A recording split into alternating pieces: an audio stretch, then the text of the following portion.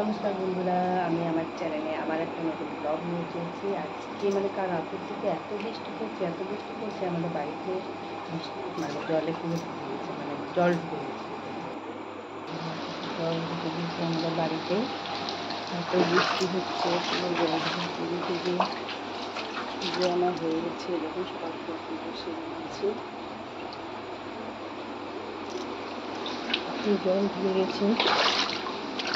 দেখুন জল ঢুকে গেছে,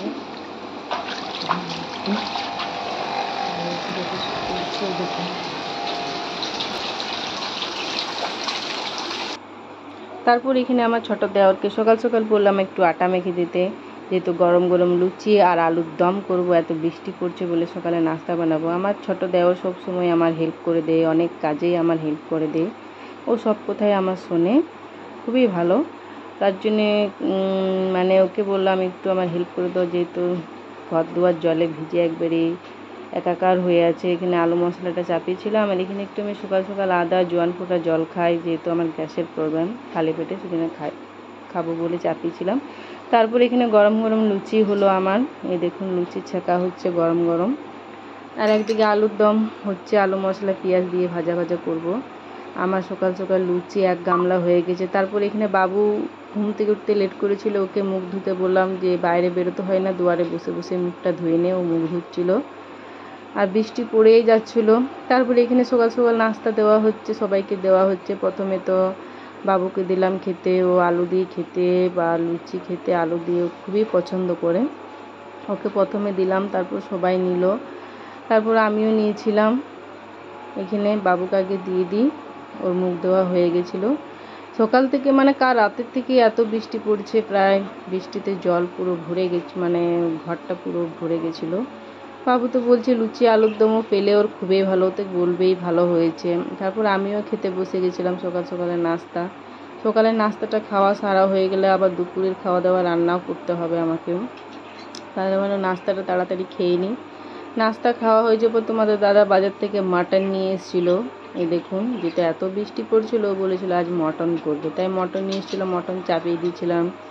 মটন যেভাবে রান্না করে আমি তো ওই পেঁয়াজ দিয়ে ভেজে নিয়েছিলাম, তারপর তেজপাতা দিয়েছিলাম, মটনটা দিয়েছিলাম। মটনের কিছুক্ষণ দেওয়ার পর তারপর আদা রসুন জিরে গোলকি একসঙ্গে বেটে নিয়েছিলাম। তারপর কাশ্মীরি লঙ্কা গুঁড়ো নুন হলুদ দিয়ে পরে ভালো করে মটনটাকে কষিয়ে নিয়েছিলাম অনেকক্ষণ ধরে, প্রায় আধ ঘন্টা ধরে আমি জল দিয়ে গরম জল দিয়ে মটনটা কষেছিলাম। এই দেখুন মটন কষা আমার হয়ে গেছিলো। তারপর জল দিয়ে সিদ্ধ হতে দিয়েছিলাম, ফুটে উঠলেই নামিয়ে নেব। ওদের জন্য ভাত করেছিলাম, এই দেখুন ভাত হয়ে গেছিলো। আমি খিচুড়ি খাবো বলে খিচুড়িও চাপিয়েছিলাম একটু মতন। এখানে বাবু মটন খায় না বলে ওর জন্য চিকেন আনা হয়েছিল। এখানে মটর দিয়ে আবার আমার রুমের জলটা বের করা হয়েছিল পাইপ লাগিয়ে। এই দেখুন বাবুর জন্য চিকেন আনা হয়েছিল, চিকেনটা কষছিলাম আমি উনুনে। একদিকে গ্যাসে রান্না হচ্ছিল আর একদিকে উনুনেও রান্না হচ্ছিল। এই দেখুন মটন হয়েছে, চিকেন হয়েছে আমাদের বাবুর জন্য, মটন খায় না বলে। তারপর এদিকে আমি খিচুড়ি খাবো বলে একটু ছোট্ট হাঁড়িতে করে খিচুড়ি চাপিয়েছিলাম, যেহেতু বৃষ্টি পড়লে আমার খিচুড়ি মাংস খেতে কিন্তু দারুণ লাগে। আর এদিকে বৃষ্টি পড়েই যাচ্ছে, আমার রান্না কমপ্লিট হয়ে গেছে। 12টা বাজছে, 1টা বাজলে খাওয়া দাওয়া শুরু করব। এখানে দেখুন মটর দিয়ে জল বের করছিল। বাবু বাইরে বেরোতে পারছিল না বলে ও টিভি দেখছিল, কিন্তু বৃষ্টি পড়ছে বাইরে বেরোবে কী করে, ঘরে বসে বসে বোরিং হয়ে যাচ্ছিলো, যদি খেলতে যেতে পারছিল না। তাই বললাম তুই শুয়ে শুয়ে টিভি দেখ, আমি যাই দুপুরের খাওয়া দাওয়াটা এবারে আয়োজন খেতে দিই।